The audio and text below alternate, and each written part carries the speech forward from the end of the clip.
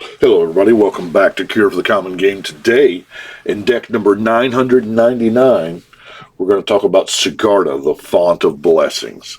Now, for a 4-mana 4/4 Angel, that's not bad, because 4 mana 4/4, flying, okay. Other permanents you control have hexproof. Awesome. And you may look at the top card of your library at any time, and you may cast angel spells and human spells from the top of your library. Well, needless to say, this is Brian, so there's not a whole lot of humans in here. It is just angels. It is the angel spell, the angel deck. So, what I did was green ramp into large white angels. There are a few noteworthy cards that I want to talk about first. She says other permanents you control have hexproof, which naturally does not give her hexproof because it says other. But Privileged Position says the same line. Other permanents you control have hexproof. So if you get both, everything you have is hexproof. So it's just one of those good. And the other one is you may play angel spells from the top of your library. You want a way to, I don't have a Sensei's Divining Top, and I had a Scroll Rack, so ideally the deck would want both to manipulate the top card of your library where it will be a angel spell. So, that being said, let's get into the ramp, shall we? We're going to start with Tempt with Discovery. Now, this is an amazing card. We all know that. But it is dependent upon the tables that you have. Now, there are times when you can see that somebody is struggling with mana. In practice, what I have noticed, and it doesn't matter the size of the game, whether it's a standard 4-player pod or 5, 6, 7, 8 players, the card scales incredibly well. But I have noticed that the person directly to your left, because they take it in turn order, right? The person directly to your left has an influence on how the rest of it is going to go. So I have started taking the stance of, before I cast it, I look at the player to my left and I say, I'm going to need you to be a friend, or I'm going to need you to vote yes, or something. Because I've noticed once one person says yes, it gets successively easier for everybody else to say yes. So, anyway, we have Skyshroud Claim, Rampant Growth, Farseek, Cultivate, Nature's Lore, Kodamas Reach, Harrow, and then we get into our artifacts. The Arcane Signet, Commander Sphere, Thought Vessel. This is a lot, I know. Gilded Lotus, Soul Ring, Cold Steel Heart. You can see here I am using Snow Covereds. Replicating Ring, Marble Diamond, and Mirari's Wake. Because, we're in the colors, and we want to ramp, and we want our creatures big. So, hey. But then we have this card, Land Tax. It's hard for me to consider this ramp. Its sole job is to get basic lands into your hand. But it does not. Somewhere along the way, R&D decided that white could never get ahead. White could only catch up. So, I always joke that white's ramp is not missing a land drop. Which in this case is entirely true. But let's look at draw, shall we? Remarkably, all of these are green. We have Harmonize, Rites of Flourishing, everybody loves Double Meat, Double Cheese. Zendikar Resurgent. Not really scared of those big, expensive 7-mana cards with this deck because, let's face it, that's a chunk of our tribe. And,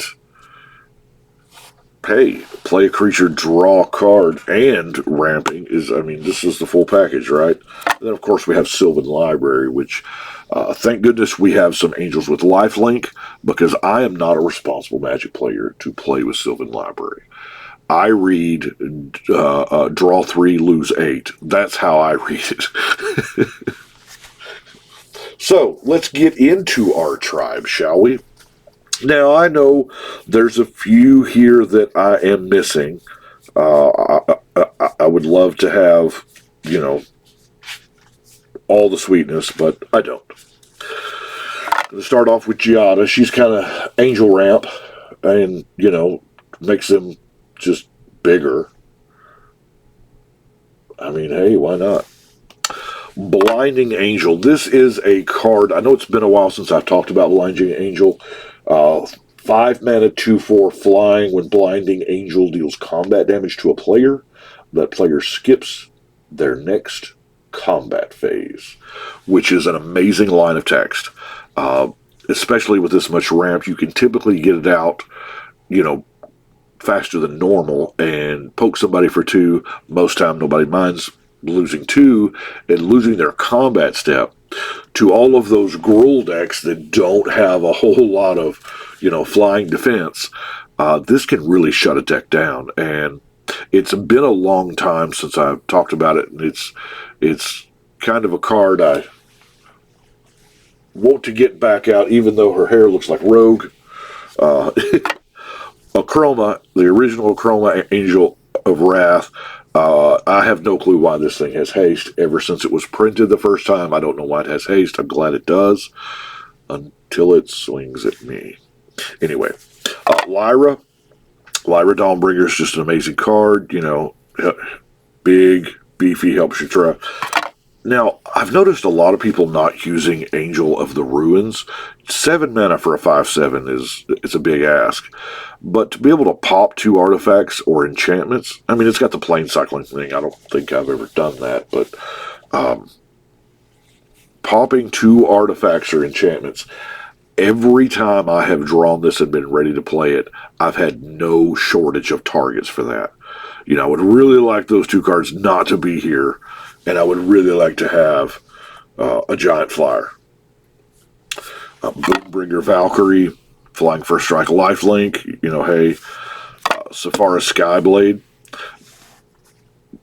Now, I know what you're thinking. He wasn't joking about the 7 mana, but before we get too much further into it, I want to talk to you about Defense of the Heart. It's nothing I can say, but total defense of the heart. 3 creatures is not a lot for an opponent to have. I mean, it's not. Especially early game tokens, whatever. And you can end up and you just go and get Safara and a Chroma, or if you happen to have them in your hand, there's no shortage of, you know, big, beefy targets. And even if you do draw the big ones, you have the Bell-based portal to kind of somewhat cheapen them out there. But let's get back. The Angel of Dire Hour. I love this because it kind of acts as a fog. Now, granted, it's a 7 mana fog, but it comes on a 5/4 flying body. But hey, it exiles all the attackers. And you don't have... This is a very good friend maker. Yeah, and with Emancipation Angel, you can actually put it back in your hand to do it again. It's never quite as surprising the second time, though. You know, kind of like a joke. It's only good the first time. Guardian of Girpur, Angel of Vitality, because, I mean, we play Commander, folks. I know Sarah Ascendant should go in the deck, but she's not in here because it's not an angel. And, yeah, I was that strict. Silver Seraph. Now, here, 8 mana, 6/6s, but Threshold, also not hard to do, not with the amount of spell ramp that we have. Righteous Valkyrie, Angelic Guardian. You can tell I was not scared of the big, expensive ones, right? Archangel of Thune, Sigarda, Heron's Grace. Shout out to Zbex here. This is one of her favorites. You'll see that in the next deck. Oh, that was deck 1000 spoiler. Anyway, Sunblast Angel, there again, great.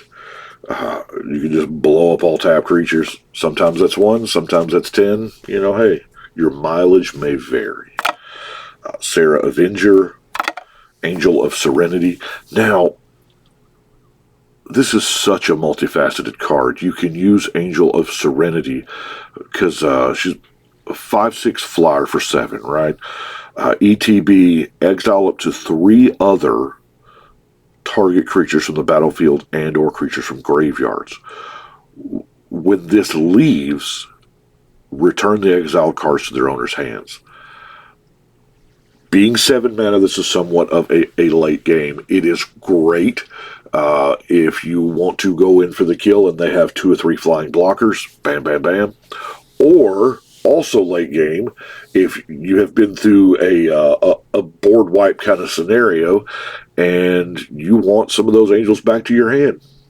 Hey, Valkyrie Harbinger, Baneslayer, Karmic Guide, and our queen, the Radiant Archangel. Do you have a moment to talk about the Radiant Archangel? Because let's face it, she is amazing.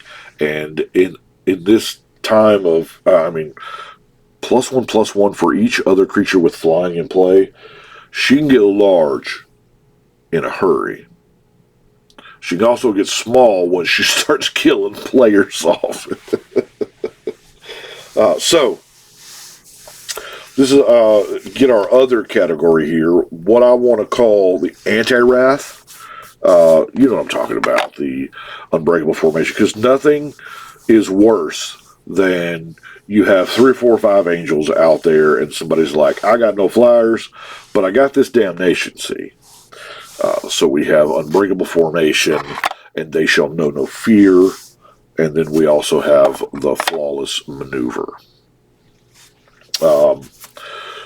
Tooth and nail, because why not, right? We have all this mana. Let's go get a couple. We don't have no infinite combo or nothing, but we got a chroma. Ghostly Prison, help keep the horde at the door. And then a good old True Conviction. Double Strike and Lifelink is silly and mean. And I love it. And sometimes that lifelink, the double strike lifelink thing, can gain you enough life to get you through a rough patch in the game so you don't die. I love it. And now let's look at our removal. Yes, there's Sword to Plowshare, Path to Exile, and Disenchant. Y'all know me, so you know they were there. You know what else is coming too? Come on, say it with me. Return to Nature, Beast Within, and Generous Gift. And we also have an Aura Shards, because we have a lot of creatures you saw. So just being able to have a free disenchant every time we cast a creature, that's pretty good. So let's look at our non-basic lands. Now, I know what you're thinking. You see the snow-covered lands there, and you were like, what? No Into the North? All this, and I could not find Into the North. It boggles my mind, too. But some ramp lands, the Myriad Landscape, the Crozen Verge. Since we were talking snow, there's the Arctic Tree Line. Now, what I tried to do was as many forest plains as possible, hence the Canopy Vista and the Radiant Grove, because the Nature's Lore, things like that go and find a forest, scattered groves, Temple Garden, and the Windswept Heath to go find some of those as well to try to fix the mana. It happens. Temple of Plenty, Razor Verge Thicket, Bountiful Promenade, Command Tower, Exotic Orchard, Yavimaya, and lastly our Path of Ancestry. And that is it for $9.99. It's been a long road getting here, but we are ready for deck number 1000. I'm not ready. Y'all are ready. I'm 2 cards away from being ready from deck number 1000. So as soon as I switch this off, I am going to start putting the final touches on that deck. I appreciate it. I'm hoping to get that out soon. That's kind of what's been the clog in the output, the video output lately. I have 70-something decks built and ready to show you. But the numbering situation being what it is, I wanted deck number 1000 to be special, and it is very special. I've been working on it for 2 years. I know I've been working on a deck for 2 years. I'm the guy that builds decks in 20 minutes, but yeah, you'll see it. It's been a long road, but anyway, I appreciate y'all watching. Thank you so much. Right now, it's time to shuffle and cut.